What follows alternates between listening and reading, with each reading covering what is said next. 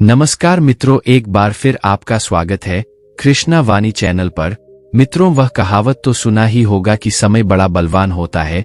समय में वह ताकत होती है जो रातों रात राजा को रंक और रंक को राजा बना देती है। बड़े बड़े विद्वानों और महापुरुषों ने भी कहा है कि होनी को कोई नहीं टाल सकता, विधि के विधान को कोई नहीं मिटा पाया है, यह बहुत बलवान होता है। मित्रों, आखिर इस बात में कितनी सच्चाई है, हम एक पौराणिक कहानी के माध्यम से समझते हैं। एक समय की बात है जब देवर्षि नारद जी जगत के पालनहार भगवान श्री कृष्ण के पास अपने मन में उठे कुछ प्रश्नों के उत्तर जानने के लिए जाते हैं। तब देवर्षि नारद जी को देखकर भगवान श्री कृष्ण प्रसन्न हो जाते हैं और कहते हैं, हे देवर्षि नारद जी, आज किस प्रयोजन के कारण आपका यहाँ आना हुआ। तब देवर्षि नारद जी कहते हैं, हे चराचर जगत के स्वामी, मेरे मन में उठ रहे कुछ प्रश्नों के उत्तर जानने हेतु आपके पास आया हूँ। हे प्रभु, क्या भाग्य का लिखा मिटाया जा सकता है? क्या विधि के विधान को बदला जा सकता है? तब भगवान श्री कृष्ण कहते हैं, हे देवर्षि नारद जी, आज आपने मुझसे समस्त मानव जाति के कल्याण हेतु अत्यंत ही महत्वपूर्ण प्रश्न किया है। इसीलिए हे देवर्षि नारद जी, मैं आपको इस प्रश्न का उत्तर एक कथा के माध्यम से देता हूँ। आप इस कथा को ध्यान से पूरा अवश्य सुनना। तब देवर्षि नारद जी कहते हैं, हे प्रभु, कृपया आप मुझे वह कथा सुनाइए। इस कथा को ध्यान से पूरा अवश्य सुनूंगा। मित्रों, हम कहानी शुरू करें और आप कहानी में खो जाए इससे पहले अगर आप हमारे चैनल पर पहली बार आए हैं तो कमेंट्स में जय श्री कृष्णा लिखकर चैनल को सब्सक्राइब अवश्य कर ले। मित्रों, भगवान श्री कृष्ण से मैं प्रार्थना करता हूँ कि जो भी भक्त इस वीडियो को पूरा अंत तक देखेगा, भगवान श्री कृष्ण उसके सभी मनोकामना पूर्ण करे। मित्रों, भगवान श्री कृष्ण देवर्षि नारद जी को कहते हैं, हे देवर्षि नारद जी, एक समय की बात है, एक नगर में एक ऋषि महात्मा का आश्रम था। वह महात्मा सभी शास्त्रों और वेदों का ज्ञान रखते थे। उनकी ख्याति बहुत दूर दूर तक फैली हुई थी। उनके पास दूर दूर से लोग अपना भाग्य दिखाने आते थे, क्योंकि वह महात्मा भूत, भविष्य और वर्तमान तीनों कालों का संपूर्ण ज्ञान रखते थे। वह ऋषि महात्मा जिन लोगों का भी भाग्य देखकर उन्हें बताते थे, वह बात सच साबित होती थी। वे दूर से ही उनका भाग्य पढ़कर बता देते थे कि उनके भाग्य में क्या लिखा है। उसी नगर में एक पंडित और उसकी पत्नी रहते थे। उसकी पत्नी धर्म और आस्था में बहुत विश्वास रखती थी, परंतु उनके कोई संतान नहीं थे। उन्होंने गांव वालों से सुना था कि गांव में एक ऋषि महात्मा है जो किसी का भी भाग्य बता देते हैं कि उसके भाग्य में क्या लिखा है। उन्होंने सोचा कि क्यों न हम भी एक बार उस महात्मा के दर्शन करें। फिर अगले दिन वह पंडित और उसकी पत्नी उस महात्मा से मिलने के लिए चले जाते हैं। भगवान श्री कृष्ण कहते हैं, हे नारद जी, वे दोनों उस महात्मा के आश्रम में आकर रोने लगते हैं। महात्मा उन दोनों को चुप कराते हैं और पूछते हैं, बेटे रो मत, तुम्हें क्या दुख है, मुझे बताओ, मैं अवश्य ही कोई उपाय निकालूंगा। तब पंडित उस महात्मा जी से कहता है, हे गुरुदेव, हमारी कोई संतान नहीं है। यह दुख हम दोनों को हर दिन अंदर ही अंदर खाए रहती है। हमने आपका बहुत नाम सुना है, इसीलिए हम आपके पास आए हैं। कृपया आप हमारा भाग्य देखकर हमें बताएं कि हमारे जीवन में पुत्र की प्राप्ति है या नहीं। तब महात्मा कहते हैं, हे पुत्र, तुम चिंता मत करो। तभी महात्मा जी पंडित की पत्नी को आश्रम से लाकर 2 सेव देते हैं और कहते हैं, आप दोनों पति पत्नी इस सेव को खा लेना, तुम्हें संतान की प्राप्ति अवश्य होगी। फिर वह दोनों उन महात्मा को प्रणाम करते हुए वहां से अपने घर की ओर प्रस्थान करते हैं। भगवान श्री कृष्ण कहते हैं, हे देवर्षि नारद जी, समय गुजरता गया और 1 साल बाद उनके घर पर पुत्र का जन्म होता है। पंडित और उसकी पत्नी बहुत खुश थे। पंडित अपनी पत्नी से कहता है कि हे प्रिय, क्यों न हम उन महात्मा को अपने घर बुलाकर उनकी सेवा भाव करें। फिर पंडित और उसकी पत्नी उस महात्मा को अपने घर पर बुलाते हैं और उनकी सेवा भाव करने लगते हैं। पंडित उन महात्मा से ही अपने बेटे का नामकरण करवाता है। वह महात्मा उसके बेटे का नाम अर्जुन रखते हैं। फिर पंडित उन महात्मा से कहता है, हे गुरुदेव, आप हमारे बच्चे का भविष्य देखकर बताइए कि हमारा पुत्र अपने जीवन में क्या करेगा। तब वह महात्मा जी कहते हैं, अभी इसकी आयु बहुत कम है, अभी इसको बड़ा होने दो। जब इसकी आयु 7 वर्ष की हो जाए तब इसको मेरे पास लेकर आना, मैं इसका भाग्य अवश्य बता दूंगा। यह बोलकर महात्मा जी वहां से चले जाते हैं। धीरे धीरे समय बीतता गया। जब पंडित का बेटा 7 वर्ष का हो जाता है तब एक दिन पंडित अपने बेटे को लेकर उस महात्मा के आश्रम पहुंच जाते हैं। भगवान श्री कृष्ण कहते हैं, हे देवर्षि नारद, महात्मा के पास लोगों की भीड़ लगी हुई थी। जब पंडित का लड़का इतनी भीड़ को देखता है तो वह पंडित से पूछता है, पिताजी यह सब क्या हो रहा है? तब पंडित अपने बच्चे को बताते हैं कि पुत्र, यह महात्मा त्रिकालदर्शी है, इनको भविष्य का पता चल जाता है।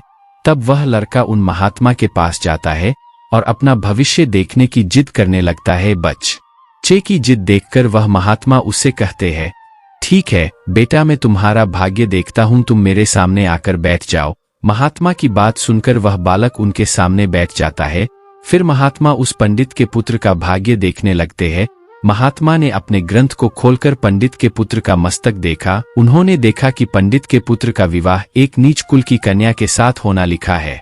जब महात्मा यह देखा तो वह सोचने लगा कि यह तो जाति से उच्च कुल का ब्राह्मण है और इसके पुत्र का विवाह नीच कुल की कन्या से होना लिखा है। यदि ऐसा हो गया तो यह कहीं का नहीं रहेगा और किसी को अपना मुंह दिखाने लायक भी नहीं रहेगा। भगवान श्री कृष्ण कहते हैं, हे देवर्षि नारद जी, महात्मा यह सब बात उस पंडित को बता देता है। महात्मा की बात सुनकर पंडित कहता है, हे गुरुदेव, नहीं, मैं ऐसा कदापि नहीं होने दूंगा। जब मैंने भाग्य जान लिया तो मैं भाग्य को बदल भी सकता हूँ। फिर जब महात्मा ने और गहराई से उस ग्रंथ को देखा तो उसे पता चला कि गंगा के किनारे 10 कोस दूर एक मछुआरे का परिवार रहता है और उसके परिवार में अब तक 5 पुत्रियों का जन्म हो चुका है। जो मछुआरे की 5वीं कन्या है, उसकी उम्र मात्र 3 साल है और उसका नाम विंदु है। पंडित के पुत्र का विवाह उस लड़की से होगा, ऐसा उसके पुत्र के भाग्य में लिखा है।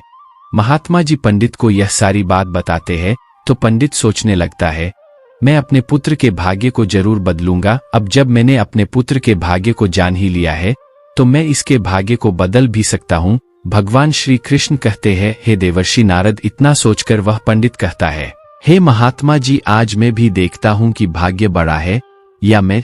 फिर चलते चलते उस मछुआरे के घर पहुंच जाता है। जब उस मछुआरे ने देखा कि पास के नगर के एक महान पंडित उसके द्वार के सामने खड़े हैं तो उस मछुआरे ने उस पंडित का बड़ा ही आदर सत्कार किया और अपने घर में स्थान दिया। वह मछुआरा कहने लगा, हे गुरुदेव, इस गरीब की कुटिया में आप पधारे हैं, यह तो मेरे लिए सौभाग्य की बात है। तब पंडित कहने लगता है, हे मछुआरे, मैं किसी उद्देश्य से तुम्हारे पास आया हूँ। मैं तुमसे यह जानना चाहता हूँ कि तुम्हारे घर में किसी 3 साल की कन्या ने जन्म लिया है। पंडित की बात सुनकर मछुआरा कहने लगा, हाँ, हमारे घर में एक पुत्री ने जन्म लिया है जिसकी आयु अभी 3 वर्ष है। फिर पंडित ने आगे कहता है, क्या उसका नाम विंदु है? तब मछुआरे ने कहा, जी पंडित जी, उसका नाम विंदु ही है। पंडित ने कहा, है मछुआरे, मेरे गुरुदेव त्रिकालदर्शी है, उन्होंने मुझे कुछ मंत्र दिए हैं। मैं तो इस रास्ते से गुजर रहा था, तभी मैंने देखा कि तुम पर बड़ा घोर संकट आने वाला है। यदि तुम अपने घर में पुत्र की प्राप्ति चाहते हो तो तुम्हें अपनी छोटी पुत्री विंदु को अपने घर से दूर भगाना होगा, क्योंकि जब तक तुम्हारी सबसे छोटी पुत्री विंदु तुम्हारे घर में रहेगी तब तक तुम्हें पुत्र की प्राप्ति नहीं होगी। पंडित के ऐसी बातों को सुनकर मछुआरा बोला, पंडित जी, वह तो अभी नवजात बच्ची है, उसकी आयु तो अभी मात्र 3 वर्ष की ही है, मैं ऐसी हालत में उसे कहाँ छोड़ सकता हूँ। पंडित जी ने कहा, हे मछुआरे, जब मैं तुम्हें यह बता सकता हूँ तो तुम्हारी सहायता भी कर सकता हूँ। तुम एक काम करो, मेरी कोई पुत्री नहीं है, तुम अपनी इस कन्या को मुझे दे दो, मैं इसका पालन पोषण तुमसे भी अच्छा करूंगा और जब यह बड़ी हो जाएगी तो मैं अच्छा सा वर ढूंढकर इसका विवाह दान भी कर दूंगा। भगवान श्री कृष्ण कहते हैं, हे देवर्षि नारद, तब वह मछुआरा पुत्र की लालसा में अपनी नवजात पुत्री को उस पंडित को दे देता है। पंडित मन ही मन बहुत खुश होता है और उस कन्या को लेकर चल देता है। चलते चलते वह पंडित सोचता है कि यदि इस कन्या को मैं मार दिया तो मुझे बाल हत्या का पाप लगेगा। तभी उस पंडित को एक कुटिया दिखाई देती है। फिर उस कन्या से छुटकारा पाने के लिए वह पंडित उस कुटिया के पास जाता है जहां एक वृद्ध व्यक्ति बैठा हुआ था। वह पंडित उस बूढ़े व्यक्ति से कहता है, बाबा, अगर आपको पास कोई बक्सा है तो कृपया आप मुझे दे दीजिए। पंडित की बात सुनकर वह बूढ़ा व्यक्ति उसे एक बक्सा दे देता है। फिर वह पंडित ने नवजात बच्ची को बक्से में डालकर नदी के जल में छोड़ देता है और सोचता है कि यह बक्सा कुछ दूर जाकर डूब जाएगा और यह लड़की भी मर जाएगी। इस तरह मेरा इससे पीछा भी छूट जाएगा और मुझे बाल हत्या का पाप भी नहीं लगेगा। ऐसा करके वह पंडित अपने घर चला जाता है। मित्रों, इस संसार में कोई ऐसा व्यक्ति नहीं है जो किसी के भाग्य को बदल सके। क्योंकि उस लड़की के भाग्य में जीना लिखा हुआ था, जिस कारण से वह बक्सा उस नदी के जल में नहीं डूबता है और नदी का जल उसे बहाते हुए एक गांव के किनारे ले जाती है। उधर जब एक ब्राह्मण सुबह सुबह स्नान करने के लिए आता है तो उसकी नजर उस बक्से पर पड़ती है। जब वह ब्राह्मण उस बक्से को खोलता है तो वह देखता है कि बक्से में एक नवजात कन्या सो रही है। वह ब्राह्मण संतानहीन था और गंगा मां से रोज संतान प्राप्ति की प्रार्थना करता था। उस बच्ची को देखकर वह ब्राह्मण सोचने लगता है कि गंगा मां ने इस पुत्री को मेरी संतान बनने के लिए ही भेजा है और मेरी प्रार्थना गंगा मां ने स्वीकार कर ली है। इस तरह वह ब्राह्मण उस कन्या को लेकर अपने घर की तरफ चल देता है। जब ब्राह्मण अपने घर पहुंचा और उस पुत्री को अपनी पत्नी को दिखाया तो उसकी पत्नी कहने लगी, हे स्वामी, आप यह किसकी पुत्री ले आए हैं? यह बड़ी ही सुंदर है। तब वह ब्राह्मण कहता है, हे प्रिय, गंगा मां ने हमारी प्रार्थना स्वीकार कर ली और इस कन्या को संतान के रूप में हमारी झोली में डाल दिया है। आज से यही हमारी इकलौती पुत्री है। हम इसका बड़े अच्छे से पालन पोषण करेंगे और इसे अच्छा संस्कार देंगे। इसे किसी चीज की कोई कमी नहीं होने देंगे। भगवान श्री कृष्ण कहते हैं, हे देवर्षि नारद। इस प्रकार वह ब्राह्मण और उसकी पत्नी उस कन्या का पालन पोषण करने लगते हैं। समय गुजरता गया और समय के साथ साथ वह कन्या भी बड़ी हो गई। जैसे जैसे वह कन्या बड़ी होती गई वैसे वैसे ही उसकी सुंदरता में चार चांद लगते गए। वह कन्या इतनी सुंदर थी मानो जैसे कोई इंद्र की परी हो। फिर जब वह लड़की थोड़ी और बड़ी हुई तो एक दिन उसकी पत्नी ने अपने पति से कहा, सुनते हो जी, हमारी बिटिया बड़ी हो गई है और इसकी विवाह का भी उम्र हो गई है। अब आप वर ढूंढकर हमारी बिटिया की शादी कर दो। पत्नी की बात सुनकर वह ब्राह्मण अपनी इकलौती पुत्री के लिए वर ढूंढने के लिए चल देता है। जब आसपास उसके लायक कोई वर नहीं मिलता है तो वह ब्राह्मण अपनी पुत्री के लिए वर की तलाश करते करते उसी नगर में पहुंच जाता है जिस नगर वह पंडित रहता था। वहां जाकर वह लोगों से पूछने लगता है कि यहाँ कोई ऐसा ब्राह्मण परिवार है जिसका कोई पुत्र विवाह के योग्य हो। भगवान श्री कृष्ण कहते हैं, हे देवर्षि नारद। तब उस नगर के लोग उसी पंडित के बारे में बताते हैं जिसने उस कन्या को नदी में बहा दिया था। वे कहते हैं कि उनका बहुत ही संस्कारी परिवार है और उस पंडित का एक इकलौता पुत्र है जिसकी उम्र भी विवाह के योग्य हो गई है। अगर आपकी बात उन पंडित के पास बन जाए तो आपकी पुत्री बहुत ही सुखी रहेगी। गांव के लोगों की बात सुनकर वह ब्राह्मण उस पंडित के घर की ओर चल देता है। जब वह पंडित के घर पहुंचता है तो उस पंडित ने बड़े ही मान सम्मान के साथ उनका स्वागत किया। फिर उस ब्राह्मण ने अपनी पुत्री की सुंदरता के बारे में पंडित को बताया और कहने लगा कि मेरी एक पुत्री है जिसका विवाह हम आपके पुत्र के साथ करना चाहते हैं। ब्राह्मण की बात सुनकर वह पंडित बड़ा खुश होता है और मन ही मन सोचने लगता है कि चलो, मेरे पुत्र के भाग्य में जो लिखा था अब वह बदल गया और एक ब्राह्मण अपनी पुत्री की शादी के लिए मेरे पास आया है। वह पंडित उस ब्राह्मण की कन्या से अपने पुत्र का विवाह करने के लिए तैयार हो जाता है। फिर विवाह का समय निश्चित हो जाता है और वह ब्राह्मण खुशी खुशी अपने घर चला जाता है। भगवान श्री कृष्ण कहते हैं, हे देवर्षि नारद जी, समय गुजरता गया और वह दिन भी आ जाता है जिस दिन ब्राह्मण की पुत्री और उस पंडित के पुत्र की शादी होनी थी। मित्रों, फिर वह पंडित अपने पुत्र की बारात लेकर उस ब्राह्मण के गांव की तरफ चल देता है।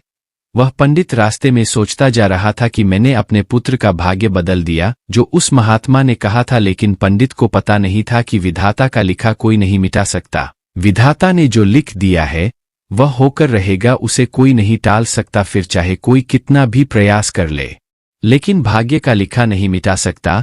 इस प्रकार संयोग से आज उसी मछुआरे के बेटी आज ब्राह्मण की पुत्री बनकर उस पंडित के बेटे के साथ विवाह करने के लिए तैयार हो रही है जिसे उस पंडित ने पानी में बहा दिया था। भगवान श्री कृष्ण कहते हैं, हे देवर्षि नारद।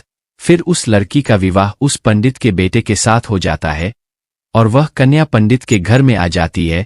पंडित का पुत्र सुंदर पत्नी पाकर बहुत खुश होता है और पंडित इस बात से खुश होता है कि मैंने अपने पुत्र का भाग्य बदल दिया। फिर एक दिन किसी काम से पंडित के पुत्र को किसी दूसरे नगर में जाना होता है। जब वह नगर से वापस आता है तब एक दिन वह पंडित अपने बहू को लेकर उस महात्मा के आश्रम जाता है। आश्रम पहुंचकर वह पंडित महात्मा को प्रणाम करता है और कहता है कि हे गुरुदेव, मैंने विधि के विधान को बदल दिया है। पंडित की बात सुनकर महात्मा हंसने लगते हैं पंडित जी महात्मा को हंसते देख पूछता है, हे त्रिलोकीनाथ, आप हंस क्यों रहे हैं? तब महात्मा जी पंडित को बताते हैं कि यह वही लड़की है जिसको तुमने नदी में बहा दिया था। यह सुनकर पंडित को पसीना छूटने लगता है। वह सोचने लगा कि यह तो वही मछुआरे की लड़की है जिसे मैंने मरने के लिए नदी में छोड़ दिया था। फिर यह मेरे घर में मेरी बहू बनकर कैसे आ गई? तब उस पंडित ने विंदु से कहा, पुत्री, तुम तो अपने माता पिता की इकलौती पुत्री हो ना। तब वह कन्या बोली, हाँ पिताजी, मेरे असली माता पिता तो बड़े निष्ठुर थे। उन्होंने मुझे 3 वर्ष की अवस्था में ही गंगा में बहा दिया था, और जो मेरे नए माता पिता है, इन्होंने मुझे नया जीवन दान दिया है। जिस दिन से मुझे नया जीवन मिला है, तब से यही मेरे माता पिता है। जब पंडित ने यह पुष्टि कर ली कि यह वही मछुआरे की लड़की है, तो उस पंडित ने उस लड़की से निजात पाने के लिए एक और उपाय निकाली। भगवान श्री कृष्ण कहते हैं, हे देवर्षि नारद, वह अपनी बहू से बोला, बेटी, यदि तुम पहली संतान पुत्र पाना चाहती हो तो तुम्हें मेरे साथ समुद्र के पास चलना होगा। जब दोनों ससुर और बहू समुद्र पर पहुंचे, तब पंडित ने अपने हाथ से एक अंगूठी निकाली और उस अंगूठी को दिखाते हुए समुद्र में फेंक दिया और अपने बहू से कहा, बेटी, जिस दिन तुम्हें यह अंगूठी मिल जाए उसी दिन तुम अपने घर आ सकती हो। यदि तुम्हें यह अंगूठी नहीं मिली और तुम अपने पिता के घर पहुंच गई या मेरे घर आ गई तो तुम अपने पति को खो दोगी। इसलिए अब तुम्हें तब तक कहीं नहीं जाना है जब तक वह अंगूठी ना मिल जाए। यदि तुम मेरे वचनों का पालन करोगी तो तुम्हें अवश्य ही पुत्र की प्राप्ति होगी और तुम्हारा भाग्य बदल जाएगा। ऐसा कहकर वह पंडित उसे समुद्र के किनारे पर छोड़कर वापस अपने घर लौट आया। उधर विंदु ने काफी प्रयास किया लेकिन अंगूठी नहीं मिली। जब अंगूठी नहीं मिली तो वह बेचारी एक रास्ते की तरफ चलने लगी, क्योंकि अब ना तो वह अपने पिता के घर जा सकती थी और ना ही अपने पति के घर जा सकती थी।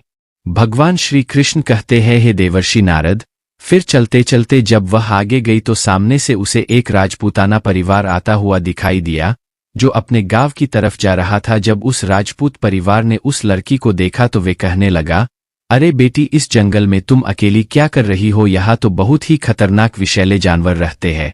तब वह विंदु कहती है, क्या बताऊं, मैं विपत्ति की मारी हूं और मेरा इस दुनिया में कोई नहीं है। तब राजपूताना परिवार का मुखिया बोला, बेटी, अगर तुम चाहो तो मेरे साथ चल सकती हो।